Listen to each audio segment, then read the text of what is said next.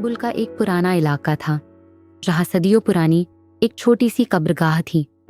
लोग मानते थे कि वहाँ दफन लोग शांति से सो रहे थे, लेकिन समय के साथ शहर फैला और जमीन की कीमत बढ़ती गई।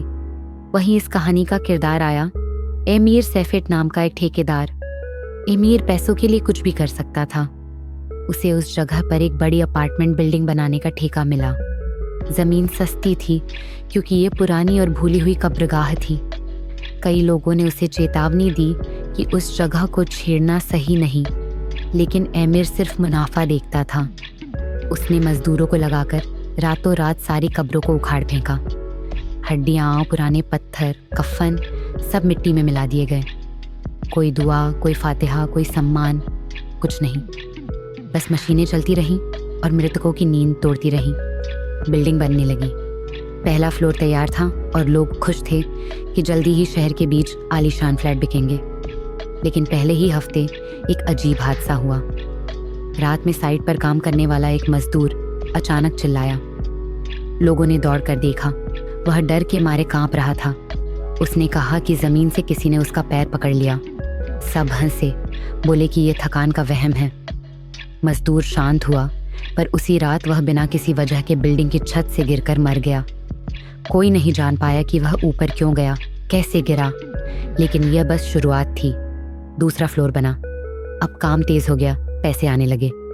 एमिर हंसते हुए कहता कि वह इतिहास की गंध को पैसे की खुशबू में बदल रहा है। मजदूरों के चेहरों पर डर था, पर मजबूरी बड़ी थी।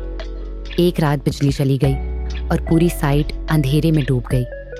टॉर्च की रोशनी में मजदूरों ने देखा कि दूसरी मंजिल के कोने में कोई खड़ा था।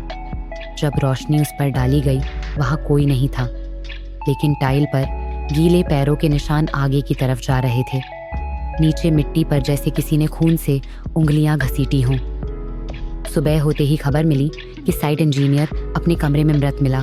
उसके चेहरे पर ऐसा भाव था जैसे उसे किसी ने घोटा हो, लेकिन शरीर पर एक खरोंच तक नहीं थी। अब मजदूर काम छोड़ने लगे, पर एमिर ने ज़्यादा पैसे ऑफर किए। उसने कहा कि डर जैसी कोई चीज़ नहीं, सब अफवाहें हैं। तीसरा फ्लोर बनना शुरू हुआ। इस बार रात में अजीब आवाज़ें आने लगी, जैसे कोई दीवार खुरच रहा हो, जैसे मिट्टी को कोई अंदर से खोद रहा हो, जैसे कोई सांस ले रहा हो। बहुत भारी, बहुत धीमी, लेकिन बिल्कुल पास। एक मजदूर ने यह सुनकर कहा कि वह यहाँ काम नहीं करेगा। उसने माना कि हर रात उसे अपनी पीठ के पीछे किसी के चलने की आवाज़ महसूस होती थी, पर पीछे मुड़ने पर कोई नहीं होता था। फिर एक रात क्रेन खुद ब खुद चल पड़ी। ऑपरेटर चिल्लाता रहा कि उसने इसे नहीं चलाया। क्रेन तेजी से घूमी और लोहे का बड़ा हिस्सा नीचे गिरा, ठीक एक मजदूर पर। उसकी मौत तुरंत हो गई। ये तीसरी मौत थी और अब शहर में खबर फैलने लगी कि यह जगह शापित है। मीडिया ने सवाल उठाने शुरू किए कि क्यों कोई इस पुरानी कब्रगाह को तोड़कर इमारत खड़ी कर रहा है, लेकिन एमिर पर कोई फर्क नहीं पड़ा। चौथी मंजिल खड़ी होने लगी। अब मजदूर टोने टोट के लाने लगे, ताबीज़ पहनने लगे, लेकिन मौत का सिलसिला रुका नहीं। एक रात साइट ऑफिस का शीशा खुद टूट गया। टेबल पर रखी फाइलें हवा के बिना ही उड़ने लगीं, जैसे किसी ने हाथ से उन्हें फेंका हो। दीवार पर खरोंच उभर आई, मानो नाखूनों से लिखा गया हो, ये मिट्टी हमारी है। उस रात एमिर खुद साइट पर आया। उसे लगा यह सब मजदूरों का नाटक है, ताकि काम रोककर पैसे बढ़ाए जाए। उसने गुस्से में कहा कि मरने वाले लोग कमज़ोर थे और अगर ज़मीन किसी की थी तो अब सिर्फ उसकी। अचानक हवा बंद हो गई। पूरा इलाका जैसे ठंडे धुएं में डूब गया। ज़मीन थोड़ी थोड़ी कांपने लगी और मिट्टी से बदबू उठने लगी। मजदूर भाग गए, पर एमिर वहीं खड़ा रहा। उसके पैरों तले ज़मीन धंसने लगी। उसने सोचा ये गड्ढा है, पर गड्ढे में नीचे से हड्डियों जैसे हाथ उभरने लगे। एमिर डर कर भागा।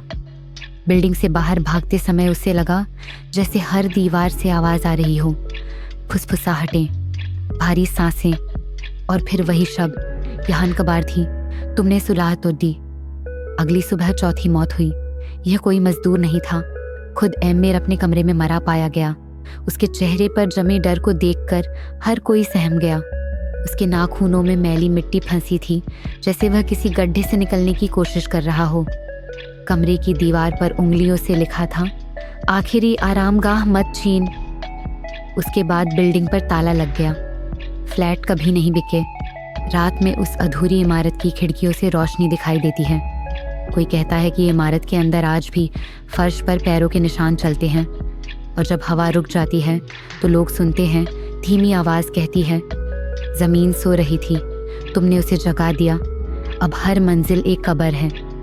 इस कहानी की सच्चाई अंधेरे से निकलकर यह बताती है कि जो मिट्टी किसी की आखिरी पनाह हो, उसमें कभी लालच का ईंट पत्थर मत गाड़ो, क्योंकि इंसान मरते हैं, मिट्टी नहीं भूलती, और जब ज़मीन बदला लेती है तो जिंदा लोग भी कब्र में चले जाते हैं।